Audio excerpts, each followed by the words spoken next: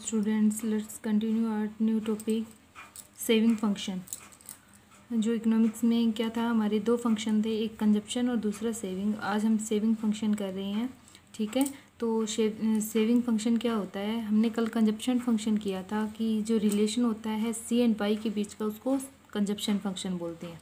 बिल्कुल सेम वैसे ही जो सेविंग फंक्शन होता है उसे क्या बोलते हैं, जो the functional relationship between S and Y is called saving function.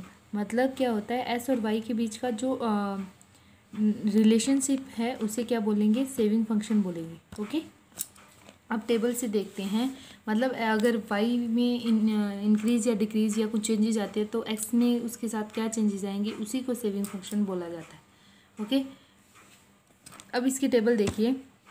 Y आपको गिवन है 0, 20, 40, ठीक है, सेम वही। और एस यहाँ पे कुछ अलग लिखा है मैंने। अब ये निकला कैसे वो आपको पता होना चाहिए, मैं बताती हूँ आपको। कल हमने सी का किया था, ठीक है, सी का किया था। सी क्या था, ठीक है, सी क्या था, जब इनकम 0 थी तब भी सी कुछ ना कुछ था। कितना था, 10 था, फिर कितना हो गया 20, फिर 30, 40 ऐसे चला था, ठीक है। तो इसको कैसे बनाया मैंने, ध्यान से देखिए।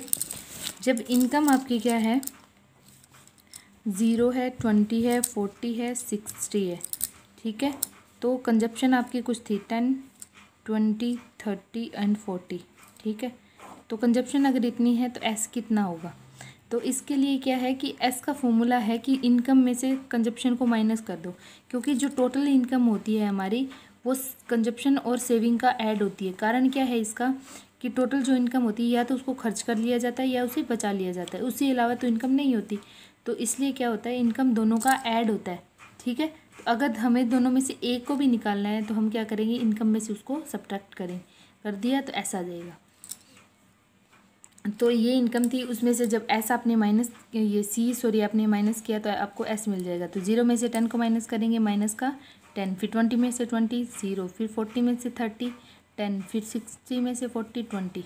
तो ये है हमारा सेविंग जो हमने यहाँ पे निकाला, ठीक है। अब बात आती है इसके डायग्राम की, या फिर डायग्रामेटिक जो रिप्रेजेंटेशन होती है, या कर्व इसका कैसे बनता है एस फंक्शन का।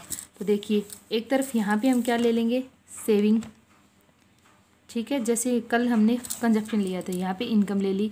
अब देखिए इनकम क्या थी, 0, 20, 40, 60, और इधर इनकम सेविंग स्टार्टिंग में माइनस में थी, तो इसलिए 0 से भी नीचे, पॉइंट ऑफ ओरिजिन से भी नीचे -10 पे है। जब इनकम 0 तब सेविंग -10, ठीक है। जब इनकम 20 तो सेविंग कितनी है, 0, इनकम 20 और सेविंग 0।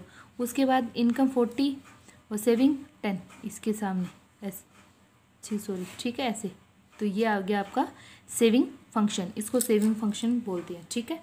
और अब फॉर्मूले आपको पता होने चाहिए, y = c+s होता है, ठीक है। इसको क्या बोलेंगे, सेविंग फंक्शन है ये आपका। Okay, thank you.